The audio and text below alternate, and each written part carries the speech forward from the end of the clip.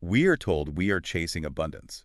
Mhm. We're told that velocity and access and, endless choice, that these things are synonyms for a full, rich, abundant life. Right. More is better. Exactly. More is better. But if you look closely, and I mean really look, much of what we call abundance is the choice. It's just urgency in disguise. That's a powerful way to start. Well, let's just try something. For everyone listening right where you are, let's just do a quick private check-in with your body. Okay. What's that? That subtle background hum in your system right Oh. now? Is there any tightening? Maybe in your jaw or your shoulders? That little bit of tension you don't even notice until you look for it. Yes. Is there a subtle pressure maybe behind your eyes? Uh-huh. Kind of alertness? Do you feel a low-grade, just persistent sense of bracing? Bracing, that's the word. Like you're waiting for the next thing, the next email, the next notification, the next demand that needs an immediate response 5 minutes ago. And that specific feeling, that constant low-grade alertness, that is exactly the landscape we are navigating today. It's the core paradox of modern life, isn't it? How so? Well, we live in a world of just immense velocity. Information moves instantaneously. Absolutely. Technology scales overnight. Markets shift so rapidly that, the traditional ways of planning just feel completely inadequate. Oh, almost quaint. They do. And logically, all this speed, all this connection, it should lead to empowerment. It should lead to ease and, yes, to genuine abundance. But it doesn't. Or at least it often feels like the exact opposite. Instead of feeling empowered, so many of us feel scattered Chronically overwhelmed. and just Yeah. fundamentally stuck. Yeah. We're in this state of perpetual motion, but the movement feels less like, intentional forward progress. And more like frantic treading of water. Yes. Against the current, you can't even see. We're all just exhausted. But it's not the exhaustion from honest physical work.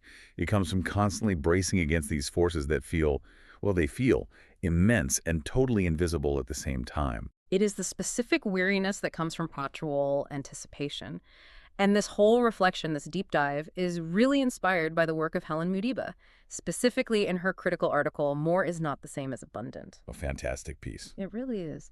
The piece examines how this societal rush toward progress, especially when that progress gets detached from our basic human needs. From our biology, our nervous systems. Precisely. It traps us. It leaves us in this state of chronic alertness, perpetually braced for the next thing that's going to demand an immediate reactive response. In this bracing, it doesn't just stay abstract, does it? Yeah. It has to land somewhere. It lands in real bodies in real time. Mm-hmm. So let's look at Elio. We're going to follow his story through this deep dive. He wakes up frequently, often around, say, 3:17 a.m. Mm-hmm. It's not a noise that wakes him. No. It's the quiet, insistent cataloging in his own mind. The climate presentation needs a revision. The 3-budget scenarios. Yeah. They need to be stress tested against a fourth, worst-case version. And his first instinct. Before he's even properly awake, it's to check his phone. He's already scrolling through emails, confirming future problems, already trying to solve these complex puzzles 5 hours before they're even scheduled to exist. That's quiet insistence. That's so crucial to understand. This isn't just, common anxiety. It is the specific weariness that's generated by a constant background alert. The nervous system's just running a threat analysis. All the time. All the time. Got it. It's using the mind as its automated forecasting system. It is desperately trying to predict and therefore control every single variable in the environment long before Elio even needs to physically sit down at his desk. That makes so much sense. So it's not about ambition, really. It's a deeply conditioned response to what feels like an unstable world. Exactly. So for you listening right now, the central core of this deep dive is this.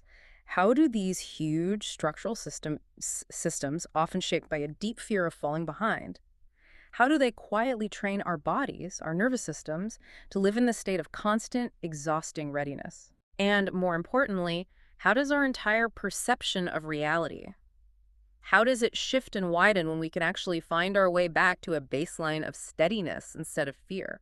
And this exploration, it connects directly to a framework we've touched on before. It does. It connects to the pathway to sovereignty.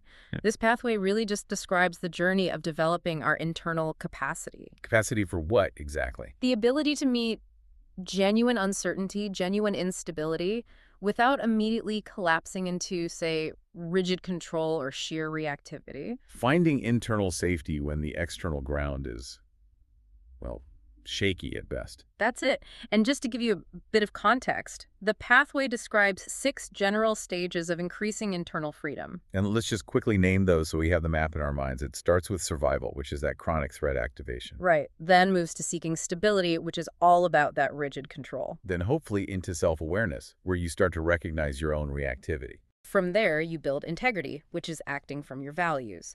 And the final movements are toward wholeness holding complexity and ultimately freedom, moving without those internal walls. You don't need to memorize all that right now, but a full summary is in the show notes if you're curious. Okay, so let's zoom out.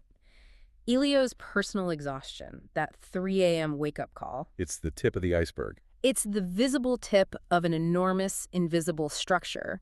It's the direct translation of a macro-level anxiety into a micro-level tightening in his body. So we need to unpack the big structural engines of urgency that are driving this whole thing globally. And when we look at these engines, what's really fascinating is seeing how this ancient primal survival logic, Fight or flight? exactly, is now being deployed at an institutional, governmental, and massive economic scale. It's so far beyond what any one person can possibly address with, a better calendar or a new morning routine. Which is such an important point. So the first engine, it's impossible to ignore right now. Yeah.